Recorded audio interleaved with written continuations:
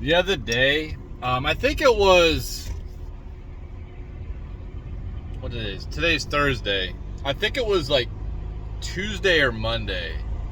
Tim Cass, um, they had a band on there. I forgot who it was, but they started talking about things that I've talked about in my book, in past videos, where we should be basically helping these countries out south of us to try to create jobs there, so they won't try to come here. That like people come here like illegally because they want jobs and some free stuff too, but they don't have anything where they're at, so they come here.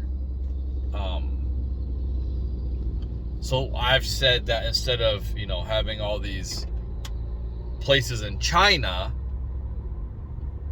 all these jobs in China, we should have those jobs in South America, Central America, and it would help out logistically because you're not shipping stuff overseas. It helps out the environment. So if we do have to ship something there, it's not across the ocean and then ship it back. Obviously, you have to eliminate the cartels. So that's what they were talking about. They were Temple was saying, well, we need to bring jobs back here first, manufacturing, all that, which I 100% agree with. But then they said, yeah. There's something to be said about developing jobs there. And then they also started going into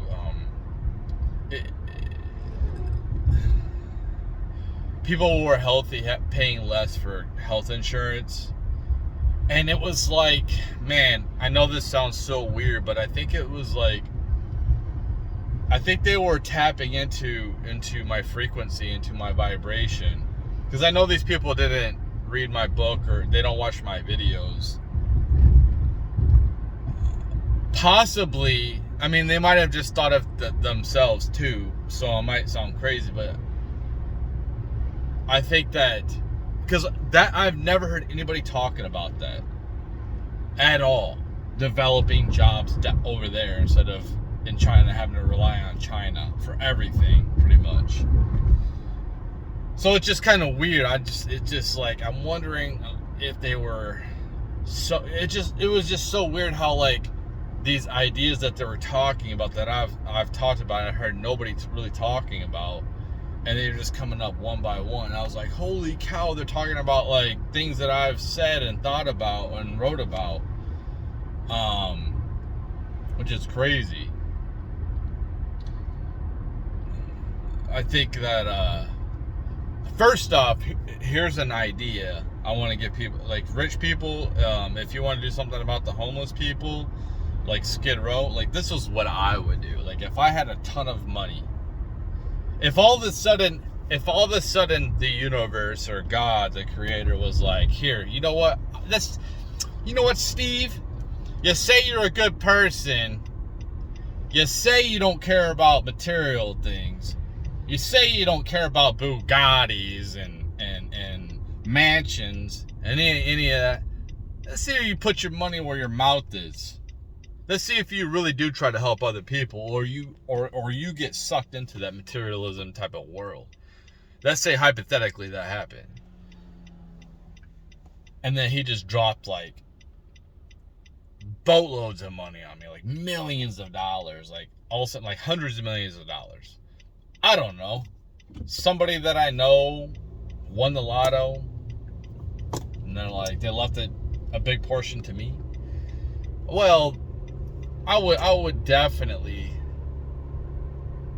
think about doing something like this. Trying to get other people to help me do this. I would get all these buses, right? I would rent out a fleet of buses. Hell, even you can use Greyhound. Don't matter. So what you do is is you offer these homeless people in California or wherever, you offer them like $50, $100, $500 to get on this bus and go to this location, and then they just dump them off. The location is rich people. Send them to Rodeo Drive. Send them to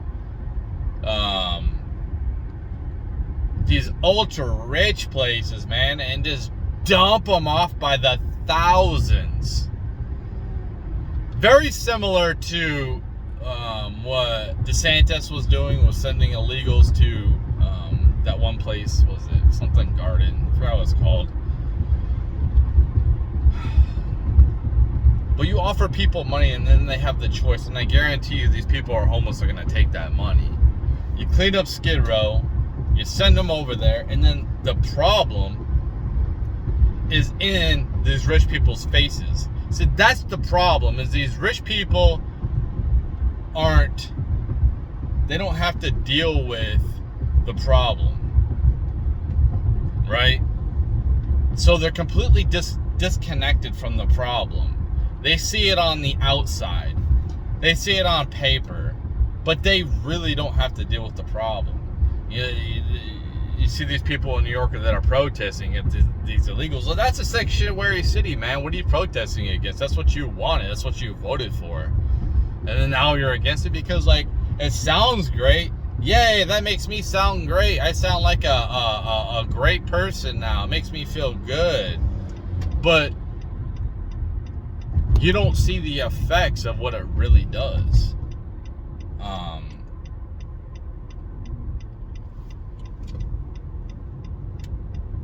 So, like, these people need that stuff rubbed in their face. These rich people need this problem rubbed in their face.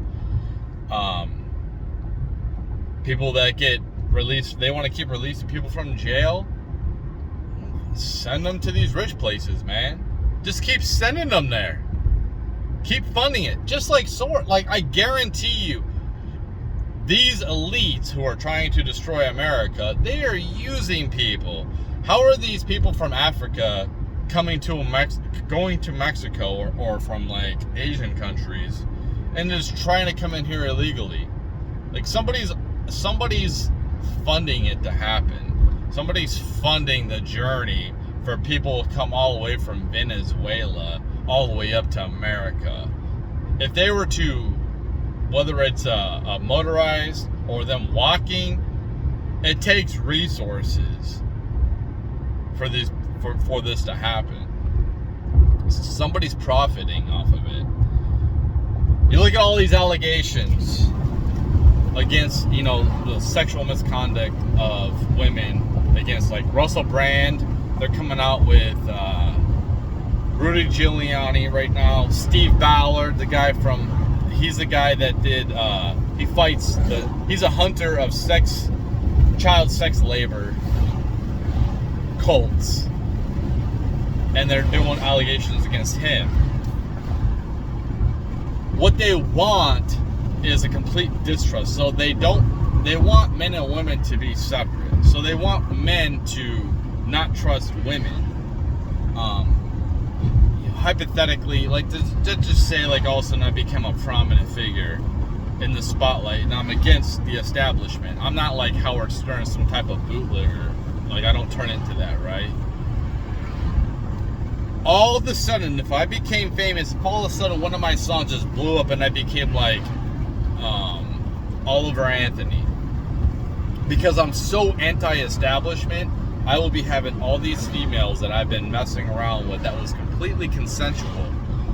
Every single encounter that I've had with a woman has been completely consensual.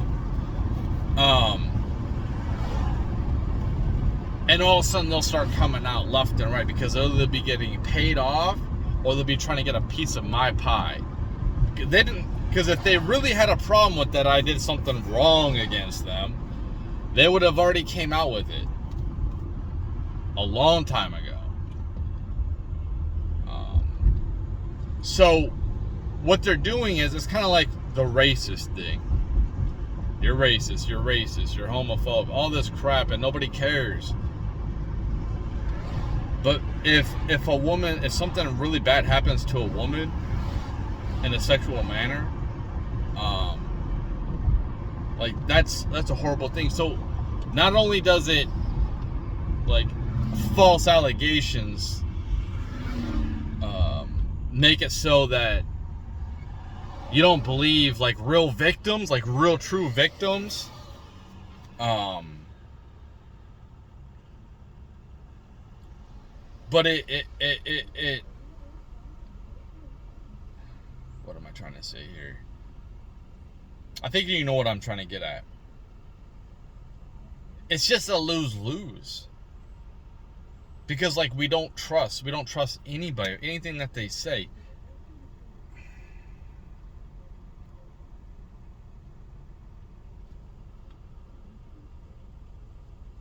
And you get to the point where it's like, really?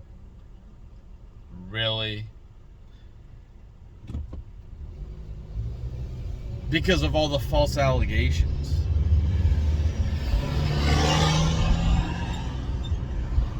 And that's sad. That's, like, real racism, like, that should be dealt with. Real sexual acts against a man or a woman should be dealt with. And it's hard to believe anything.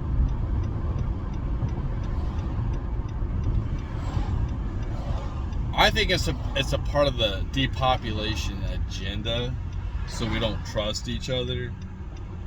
It's a great manipulation tool. That's what they're doing, is they're using all kinds of manipulation tools against us to try to divide us.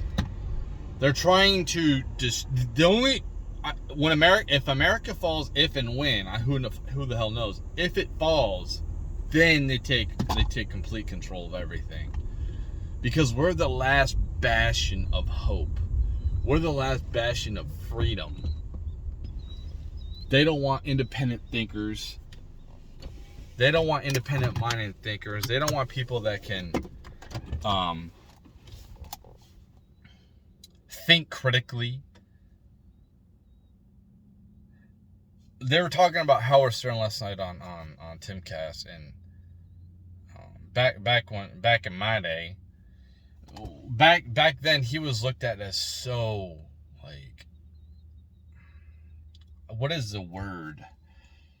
Like Manson, like Marilyn Manson, like stigma. There's a lot of stigma. Shock jock, that's what he was called, a shock jock.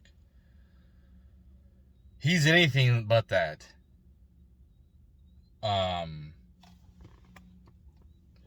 He is anything but that right now. He's a bootlegger. He'll go with. He even said, "I'm woke. I'm woke as f. I'll go. I'm happy about it. I lick the boot. You tell me what to say," because I think there's so much against. I think there's a lot with these celebrities or these prominent figures that have a lot of dirt on them, and they're so scared that if they don't go along with the agenda of the elites, that it'll come out. It'll make them look bad. It'll attack their character. There's so much character assassination happening right now.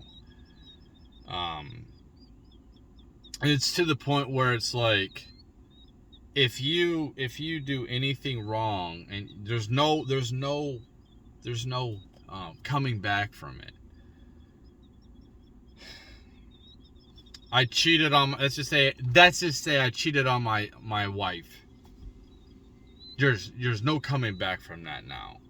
There's no, like, retribution or, like, serving your deed. Like, there's this complete cancel culture of that. Like, you might as well just die. Like, they want you dead. And these people are morally bankrupt. This is I think the elites, these people who are running the country, the world, like when you hear about, like, the Rothschilds and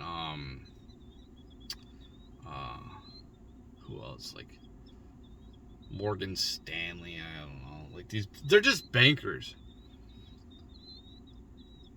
These people have been born into wealth. And they're completely, this was what I was talking about in my earlier video.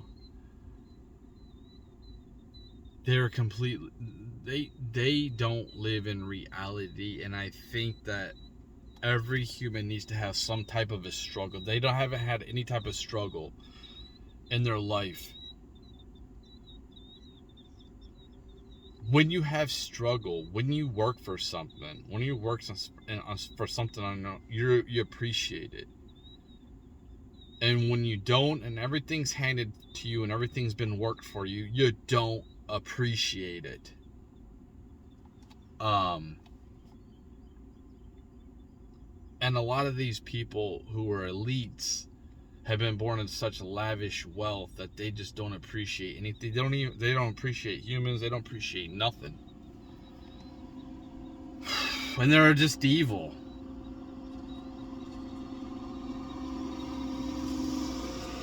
It's one thing to make sure that your kids have the proper tools to fulfill the proper opportunities to do good. But just to hand them everything without them having to work for anything is just such a detriment to them.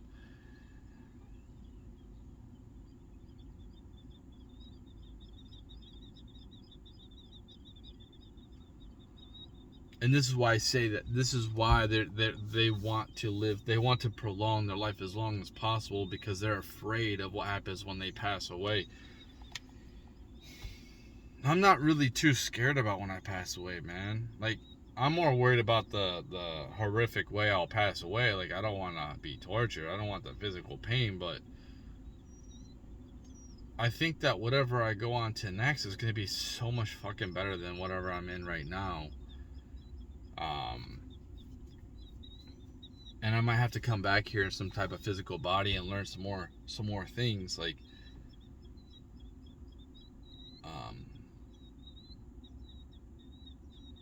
I think that we're here because we want to try to do as good and help people as much as possible. And that takes sacrifice. And you want to try to develop good karma onto yourself as much as possible. So like I was listening to this YouTuber, and she was going through all these things about how to raise your vibration and bring good karma into yourself. And she's a vegan. She said vegan's a big thing. And there's other things like avoiding alcohol and gambling and all the stuff that the Matrix puts in your face. But I thought that maybe like also like buying name brands and stuff like that too, like somebody having to work and be underpaid as essentially being a slave, like in a different country. Our phones, they use slave labor to mine the cobalt for the battery for our phones. So like us contributing to this matrix, it's not like people like me and grown men are going and mining this shit. When you rely on little fucking kids, it brings bad fucking karma onto you, and we keep buying and keeping buying this shit. And I think that's accruing bad karma onto us too.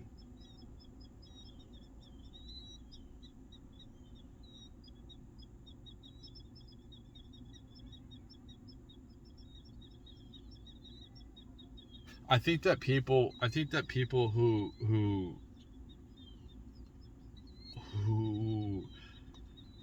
you know what's so weird, like, okay, look at Nikola Tesla. Early in his life, he was a gambleaholic. Like, he gambled a ton.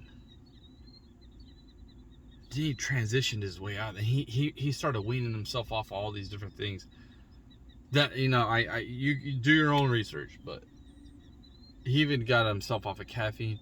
Dude only slept like 2 hours a night, and then he created like this great. He was tapping into this like some type of frequency, and this was what I was talking about earlier, is potentially like this frequency I might be putting out. Like I might not ever be put out because I'm not the best communicator, but like maybe my vibe, maybe my frequency somebody can tap into it that is a better speaker than me, and put the word out, put the message out there better than I can. But I think he was tapping into like this other type of frequency, maybe like this foreign alien type of frequency, to influence him to make, like, he was obsessed with numbers 3, 6, and 9. And he was like a lot of his vibration. And he was a poor man at the end. Like he could have took some of his inventions that he sold and said no, and just lived a good life and stopped, you know, invest. But like he ended up living in a hotel that somebody funded for the rest of his life. Somebody else, because like he helped him out earlier and made him basically rich. I think that Tesla was probably at the last stages of his karma. He didn't have kids. He stayed away from women. He lived like this almost Jesus-like life. Like Jesus was the perfect being. I think that Jesus existed, but almost that perfect existence, like that monk style existence where you just keep acquiring all of this karma. You're not going into karma debt.